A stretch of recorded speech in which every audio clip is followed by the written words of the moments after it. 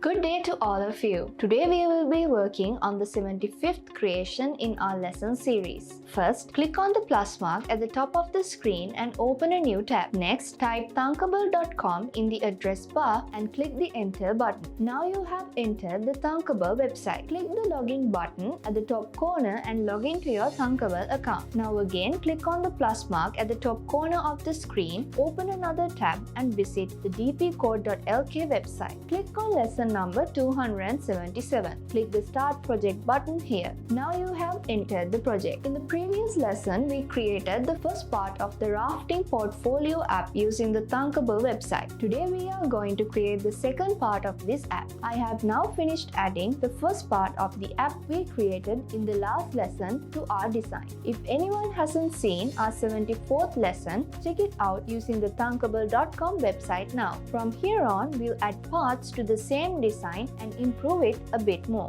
See, we have designed the Contact Us screen as required in the previous lesson. Now let's create the code for this. First, let's see what needs to happen in this code. I click this live test button. What happens here is that the people who use the app give a feedback about this app. In this text input, we give the name and the phone number of the person using the app. Next, using the images below, we can give a rating for this portfolio app. Finally, when the Submit Feedback button is clicked, the details provided, that is, the name, the contact number, and the rating, need to be inserted into the Google Sheet that we have added as the data source. So let's click this Close button and start creating the code. First, I go to the Blocks tab. Let's add the value given to the rating into the label rating. You may remember that when we designed the app, we created a label called Label Rating and hit this label. After clicking Rating 1, I drag the When Rating 1 on Rate code block here. Now, we drag the Set Label Ratings text to code block from under Label Rating into the When Rating 1 on Rate code block like this. Since the value that is rated is given for the text of this label, drag the value code block that is connected to the When Rating 1 on Rate code block and connect it to the Set Label Ratings text to code block. Here, since the label rating is hidden, this value is not displayed anywhere when running the app. Next is to create the code for the instance where we click the Submit Feedback button. I click button Submit and drag the When button Submit click code block here. When we click the Submit button, the name, phone number, and rating are already provided. Therefore, after clicking the Submit button, there is no need to display the name, phone number, and the rating.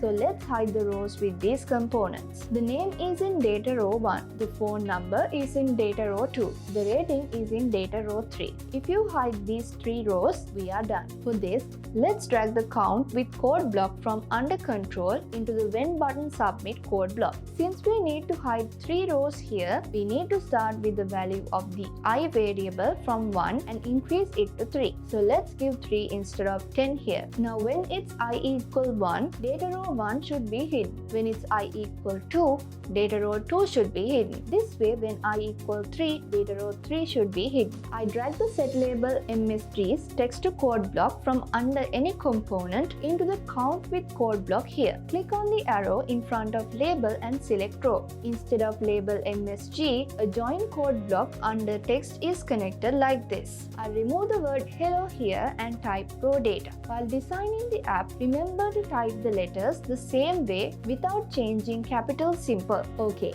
next drag the word code block into the recycle bin and remove it from here. Let's connect the I code block under variables here. As we want to hide the row here, we click on the arrow in front of the text and select visible. Let's give it as false.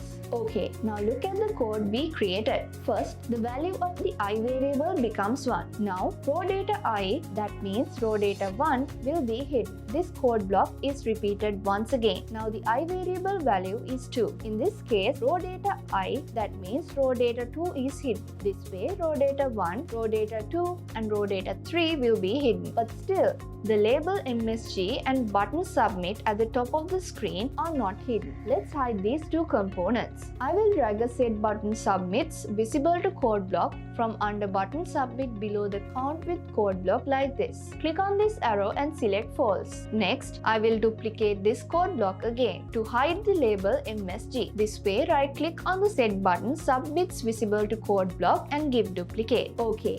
Now drag the duplicated code block down like this. Click on this arrow and select label MSG instead of button submit. Again select false from here. Now since the feedback has been given, we need to display a thank you message on the screen. For this, we have created an image as image thank you. Now let's make this image visible. And for that, we can duplicate the code block we created for label MSG. I will duplicate the code block like this. Now let's drag the duplicated code block below the set label MSG is visible to code block like this. I will change the component here to image thank you and set it to visible true. Okay, now the code for this screen is almost done. Next is to create the code to insert the details we have given, that is the name, phone number and rating, into the Google Sheet. This way, I will drag a create row in code block from under data sources below the set image thank yous visible to code block. The name of the Google Sheet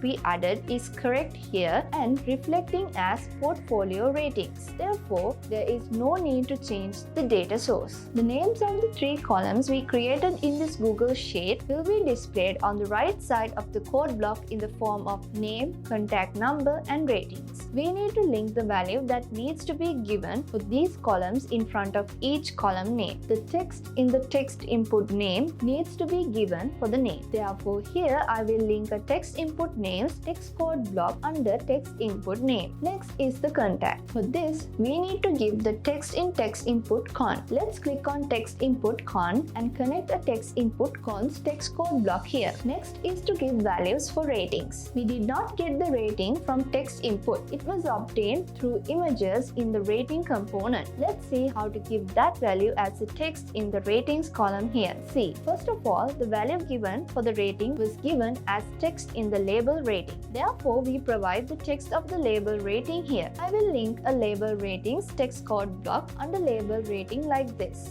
Okay, now let's click this live test button and see how the portfolio rating app works. Here I am typing the name Misha. Next, let's type the contact number Note 7944333180. For the rating, I click on the third image. The images changed according to the rating I gave. Now let's click the submit feedback button. This is how the thank you GIF is displayed. Okay, now open the Google Sheet we created and see if the data we provided is included in this sheet. Yes, look. A new record has been created in the Google Sheet and the data we provided has been included. WhatsApp your design to me on the phone number Note 7681252244. Tell your friends about the design. Check out this app to send to me as well as to your friends. And one more thing, join the DP Coding School Telegram group. Try to be the DP Code Champ best of the week every week. Stay connected with us. Also another thing, join our DP Coding Club and now you can start a DP Coding Club in your school. We are ready to give all the guidance for that. If you are interested in starting DP Coding Clubs in any school that has computer labs, please send a request to the principal to the email address info@dpcc.lk. Okay, let's meet again with another interesting lesson through DP Coding School. Have a good day.